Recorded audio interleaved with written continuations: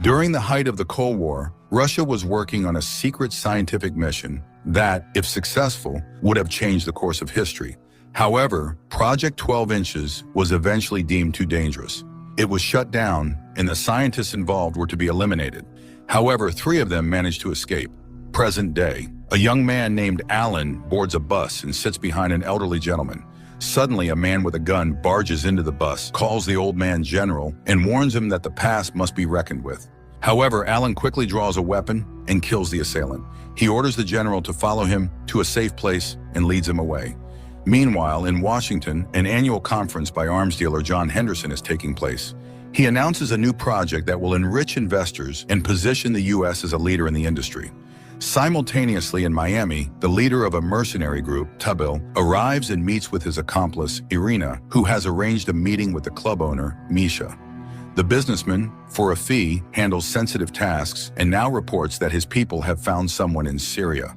However, the information has become more expensive. Tabil does not like this development, and Misha's bodyguard is killed, leaving Misha at Irina's mercy. At the same time, one of Tabil's men, Carl, infiltrates a hotel room. He is examining some documents when his partner Bruno warns of approaching danger and heads to the room where Carl has already disposed of 2 guards. Tabil and Irina, having obtained the necessary information from Misha, also leave, taking out more guards along the way. Henderson thanks his wife for her help with his work as Carl and Bruno enter the room, indicating that the job is done. Later, the group meets in Los Angeles at Henderson's house. They report that they have the coordinates of the targets. However, all the information will only be available in 48 hours when they arrive in Syria. Henderson hands over the group's earnings, asks to be informed when they capture Bulanovsky, and bids farewell. The next day, the group arrives in Syria. Bruno attends a prearranged meeting where he is thoroughly searched and led to an old man who takes his money and shows his product, a suitcase with a banned substance. At that moment, Carl enters, and together with Bruno, they kill the old man's bodyguards, much to the old man's surprise, as the man has practically signed his own death warrant. It then becomes clear that Bruno is not interested in the substances. He shows an old photograph of the old man standing next to a group of people in Soviet military uniforms. The old man's face changes. He refuses to give the coordinates. Carl remains alone with the old man. Meanwhile, Alan places the captured general in Irina's car. The man is brought to a bunker where Tabil greets him, calling him by his real name, Bulanovsky. He shows him a similar photograph where the man is dressed in a Soviet military uniform. Alan informs Bruno that the old man is in their custody. However, Bruno suddenly reports that they are being watched, suggests leaving without them, and sends Alan a photo of the dead old man, the dealer. Bruno returns to the room where Carl is counting money received from 2 Koreans who just bought the old man's substances. As soon as the Koreans leave, Bruno coldly kills his partner. Meanwhile, Bulanovsky is shown a photo of the dead old man, the dealer. He is surprised that he was found, as he was the second escaped scientist. But when Henderson enters and greets him like an old friend, Bulanovsky realizes who is behind these militants. Henderson demands Project 12, and when the old man refuses to help, he is shown a photo of his daughter. Realizing the seriousness of the situation, Bulanovsky points out the entrance to the facility on a map. However, they need a key. He shows them where it is, but warns that the bunker is designed in such a way that one could wander there for years without finding the right corridor. Therefore, the militants tell the scientists that he will go with them. Later, Alan and Bruno discuss Carl's death. Bruno explains that Carl was tracked by the old man's men, so he was to blame. He reminds Alan that after this project, they too will have to hide for a long time. They now need to retrieve the key from the body of the 3rd scientist, buried in an old crypt. The militants exhume the coffin and retrieve the key. On the way, Bulanovsky explains that when they realized the dangers of the project's closure, they divided their knowledge. One took the key, the second the coordinates of the facility, and the third the access codes. Henderson was merely working with them. Project 12 was developing a new weapon.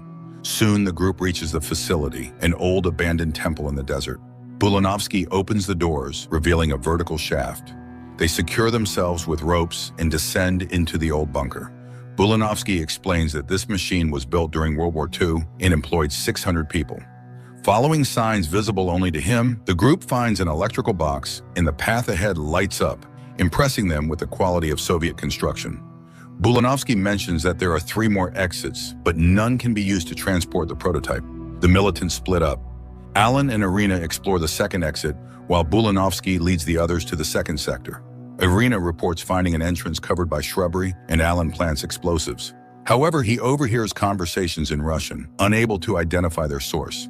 Meanwhile, Bulanovsky brings Tabil to a laboratory and advises against learning what was done there. Suddenly, Alan hears a warning that he is in a restricted area and sees a soldier in a Soviet uniform. Irina also sees the soldier and aims at him. When the strangers refuse to present their documents, the soldier activates a flamethrower. Alan shoots, but the soldier seems unaffected. Irina and Alan use all their ammunition before the soldier finally falls. Tabil confirms the death and asks to fetch Bulanovsky while Alan tries to recover. Irina rushes to the laboratory but finds neither the scientist nor Bruno. Tabil goes to look for them, and Alan climbs up to set up explosive devices at the exits. After completing the task, he informs Tabil that he is returning. Irina receives the message and prepares to blow up the tunnel. Suddenly, a huge soldier with dead eyes grabs her. Alan rushes in and opens fire. Irina does the same. The giant ignores the bullets and falls to his knees only when they run out of ammunition. As if taking a breath, the soldier raises his head and activates his flamethrower. The pair barely escape. Hearing the screams of his comrades over the radio, Bruno demands that Bulanovsky tell the truth about what is happening. He refuses, and Bruno orders him to be taken to where the project documents are stored. Meanwhile, a Soviet officer dines to the anthem of the USSR in another room when a soldier reports intruders in the bunker. The officer orders the exits to be sealed. The militant group discovers the first soldier's body is missing. At this moment, Bulanovsky brings Bruno to an office where a folder containing the main documents of Project 12 lies on a table. Tabil, Irina, and Alan fall into a trap. 3 soldiers block their way, and they realize they have no chance of breaking through to the next floor. Bulanovsky shows Bruno the arsenal, and while Bruno fills his pockets with grenades, the scientist escapes. Suddenly, a broadcast begins, and Henderson's voice explains that the super soldiers were designed to destroy any enemy. As he speaks, an alarm sounds, and the soldiers begin to gather in the central bunker area. Meanwhile, Bulanovsky finds a high-ranking Soviet officer's uniform and puts it on. Henderson's voice gives the sector number where his men are and orders the soldiers to destroy the intruders. Irina, Tabil, and Alan encounter the soldiers. As soon as they open fire, Bulanovsky appears and helps them hide in a room. He explains that the soldiers cannot be killed easily. They must be dismembered or burned. He leads them to the arsenal. Bruno, with the documents, heads to the main exit. Henderson, seeing this, orders 2 of his goons to capture him. However, Bruno manages to hide from the shots and, diverting attention, throws a grenade at the mercenaries, clearing his way to the exit. Meanwhile, Bulanovsky brings the group to the arsenal and sets a condition. He will show them the exit if they retrieve the documents stolen by Bruno. The men arm themselves with everything they can find and leave. Bulanovsky stands at Henderson's office door, ready to end the game. However, Henderson reminds him of the millions at stake.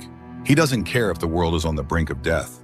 Under gunpoint, the scientist leads the businessman to the main Project 12 specimen. Tabil finds himself in a washroom, approaches a faucet, and senses movement behind him.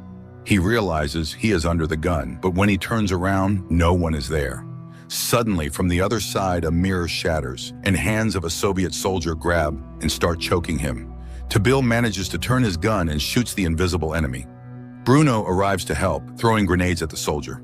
Tabil does not rush to meet him. Meanwhile, Bulanovsky brings Henderson to a cabin where a super soldier lies, and the businessman demands it be activated. The scientist does so. Tabil realizes Bruno has always played on the opposite side. The men decide to settle who is stronger without weapons. A deadly fight ensues, with neither able to gain the upper hand for a long time. Suddenly, Irina intervenes, firing upwards, and the men separate. Tabil expects her to help him, but she hands the rifle to his opponent. However, it is out of ammunition, and Tabil manages to escape. The super soldier activates, identifies himself, and announces readiness to destroy the sector where the other soldiers are. Henderson tries to cancel the order, but the soldier identifies him as a capitalist and forcibly puts his helmet on him. Meanwhile, Alan finishes setting explosives in the sector. Irina leads Bruno to the exit shaft she found. Tabil meets Bulanovsky and admits he couldn't retrieve the documents. The scientist shows him the exit to the 3rd floor from where they can escape, but the boys must destroy the documents. He will take care of the bunker. Meanwhile, the super soldiers gather in the central bunker area. Bulanovsky asks Alan to cover him while he goes to the soldiers and tells them they are the best but lack rational thinking. The scientist heads to the mining system, and when the super soldier asks him not to do this, his eyes emit a red flash. However, Bulanovsky manages to pull the handle. Tabil reaches the water-filled side exit of the bunker. The explosion destroys the underground. Irina and Bruno burn in the fire, but Tabil manages to dive into the water. The old church collapses. When the smoke clears, an injured but alive Tabil emerges into the desert and, looking at the ruins, heads toward the distant city, unaware that an unharmed Henderson emerges from the rubble and watches him with glowing eyes. The film ends here.